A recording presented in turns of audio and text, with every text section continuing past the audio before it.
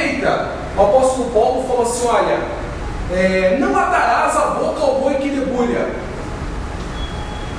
Aí ele falou: olha, é de bois que Deus tem cuidado? Não. Quando Jesus falou não atarás, quando Deus disse na lei, não atarás a boca ao boi que debulha, ele estava tendo cuidado com relação ao homem. Deus não estava tratando com bois. Olha, vamos preservar o boi, olha, o boi tem direito. Não. Ele estava trabalhando uma linguagem, mas essa linguagem se relacionava aos homens. Da mesma forma, quando Jesus fala da árvore, ele não está falando das árvores do campo, ele está falando dos homens. É por isso que quando nós chegamos no versículo 45, nós vamos encontrar a seguinte pérola: o homem bom, do bom tesouro do seu coração, tira o bem, e o homem mau, do mau tesouro do seu coração, tira o mal, pois da abundância do coração fala a boca. Então, irmãos, conseguimos definir aqui que a árvore, ela está relacionada ao quê? Ao homem. Então nós temos essa árvore, as duas árvores estão relacionadas a quem? Ao homem. A árvore representa o homem. Quando a Bíblia diz, já está posto o machado à raiz das árvores, quando João Batista diz, olha, já está posto o machado à raiz das árvores, de quem trata isso? Trata das árvores do campo? Estava na hora de podar todas as árvores? Não. A linguagem dele está relacionada com a humanidade. Olha, Jesus está entre os homens. O Filho de Deus está entre os homens. E o que acontece? Por ele estar entre os homens, o machado já está posto à raiz das árvores. Jesus demonstrou, irmãos, no versículo 44 de Lucas 6, que cada árvore é conhecida pelo seu próprio fruto. Qual é a função da árvore, do fruto? Qual é a função do fruto? Além de dar sabor, além da pessoa se alimentar do fruto, é conhecer a árvore. Uma das funções do fruto, dentro da figura que Cristo estabelece, é que nós conheçamos a árvore por meio do seu fruto. Todas as vezes que nós olharmos para o fruto da árvore, nós temos que conhecer quem é a árvore. Todas as vezes que nós olharmos para o fruto, nós temos que saber quem é este homem. Ele é um homem bom ou ele é um homem mau? Porque a função do fruto aqui é nós conhecermos quem é o homem. O que o versículo 44 diz? Cada árvore é conhecida pelo seu próprio fruto. Não tem como a árvore pegar um fruto de outra árvore e se disfarçar. Não tem como ela estabelecer um disfarce com relação ao seu fruto. Um outro princípio que nós tiramos destas figuras, irmãos. Tem como nós mudarmos a natureza da árvore trabalhando só com fruto? Nós pegamos um pé de laranja azeda, eu arranco todos os frutos da laranja azeda. Será que a natureza da árvore vai mudar? Ela continua sendo mal. Eu arranco o fruto dela ali, não, eu não quero que esse fruto apareça. Ou se eu pegar a árvore e arrancar todas as folhagens dela, será que essa árvore vai deixar de ser má simplesmente porque eu arranquei as folhagens dela? Não. Por quê? A geração é má. A geração, a origem dela é que é má. Então nós trabalhamos a árvore, que são os homens. O homem só pode falar aquilo que está cheio do seu coração. Se o coração dele está cheio de maldade, ele só vai falar o mal. Então nós estamos trabalhando aqui o homem, e aqui nós estamos trabalhando aquilo que o homem professa. Porque nós trabalhamos a questão do fruto. Para nós lembrarmos do fruto que foi abordado no início da aula, Eu gostaria que os irmãos abrissem em Hebreus.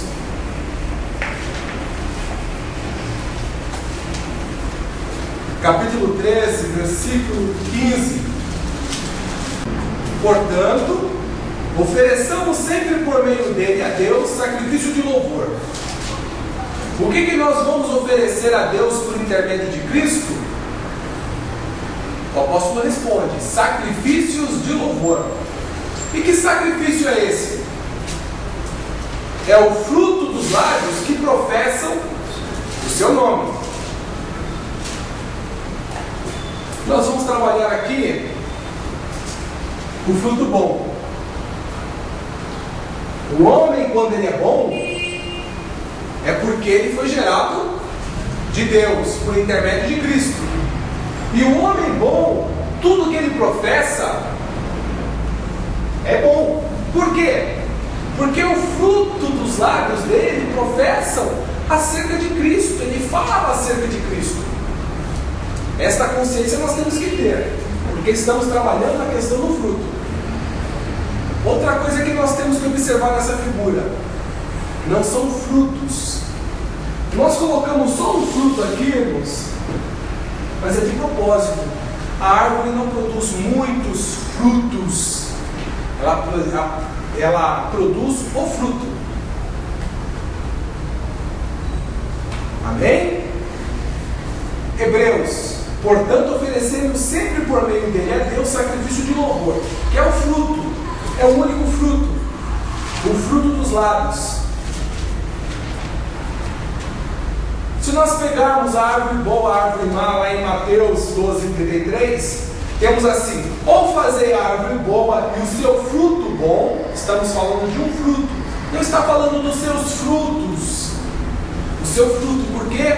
Porque está relacionado com aquilo que ele professa.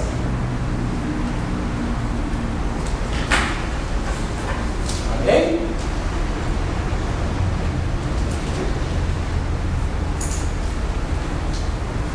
Nós estamos trabalhando várias figuras ao mesmo tempo, irmãos. Estamos trabalhando a figura da semente, a figura da árvore e a figura do fruto. Amém? Agora nós vamos passar para a próxima etapa. Falamos sobre a geração. A geração má vai produzir, pode até produzir boas obras, mas o seu fruto é mau. Aquilo que ele fala é mau diante de Deus. Mas o que determina se uma árvore é boa ou má, irmãos? Como que uma árvore se torna má e a outra árvore se torna boa? O que determina os homens serem maus diante de Deus e os homens serem bons diante de Deus? É o seu comportamento? Não, é a sua geração. É por isso que nós temos que falar da semente.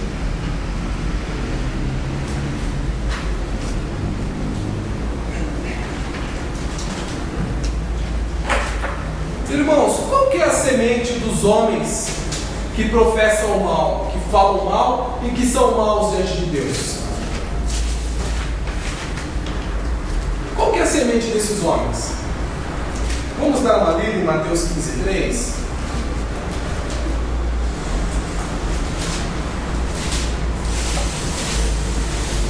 Mateus capítulo 15, versículo 13.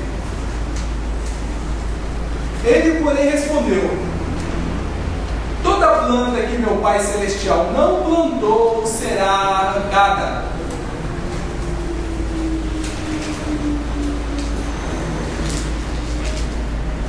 Amém?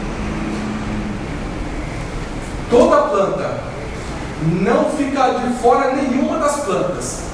Toda planta, estamos falando de árvore, estamos falando de planta. Toda planta que meu Pai não plantou, esta será arrancada. Qual foi a planta que Deus não plantou? É aquela que se refere a uma semente corruptível. No livro de 1 Pedro, capítulo 1, versículo 23. Vamos localizar? Tendo sido regenerados. A palavra regenerados aqui, irmãos, não é reconstruir em cima de uma base que já está feita. Regenerados é nascer de novo, é uma nova criação, é uma nova geração, é um novo nascimento. Tendo sido regenerados, não de semente corruptível, mas de uma semente incorruptível. Que semente é esta?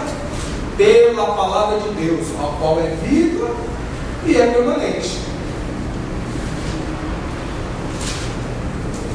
Então nós temos aqui, irmãos, o apóstolo Pedro apresentando dois tipos de semente.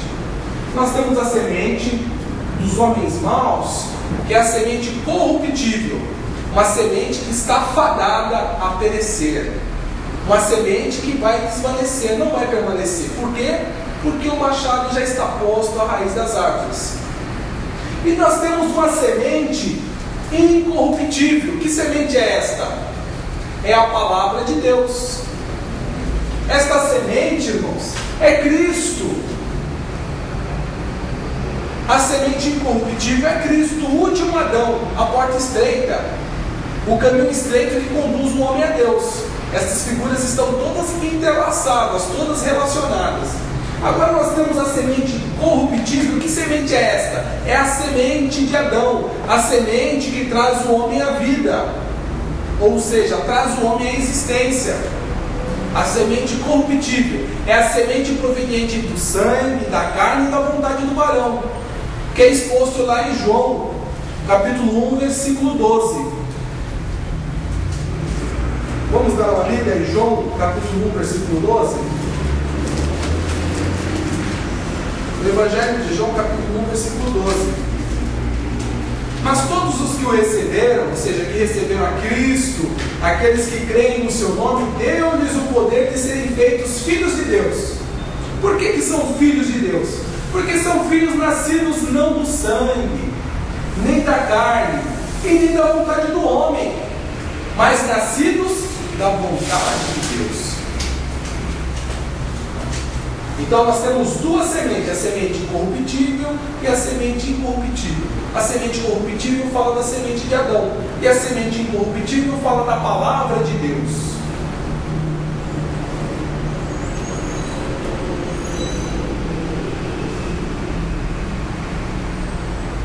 Os irmãos podem abrir também em João capítulo 3, versículo 5. Jesus respondeu: em verdade te digo que aquele que não nascer da água e do Espírito não pode entrar no reino de Deus. Ou seja, todos os homens nascem de Adão, nascem da semente corruptível. Mas aquele que não nascer de novo, é o que Jesus disse a Nicodemos, aquele que não for gerado de novo, gerado do quê? Gerado da água e do Espírito. O que é o Espírito, irmãos? É Deus, aquele que não for gerado de Deus. E o que é a água? Aquele que não for gerado da sua palavra. A água está relacionada à palavra. A água que não está relacionada com o batismo em águas. A água que diz da palavra de Deus: vós já estáis limpo pela palavra que vos tenho falado. Então você tem que nascer da palavra de Deus, porque a palavra de Deus se expressa, ou seja, a vontade de Deus se expressa por meio da sua palavra. Cristo é a vontade de Deus expressa. É por isso que Ele salva os homens. É por isso que Ele salva os homens. Então nós temos que ser gerados de novo de Deus, do Espírito de Deus, por intermédio da sua palavra. Isso nós encontramos, irmãos, lá em Ezequiel.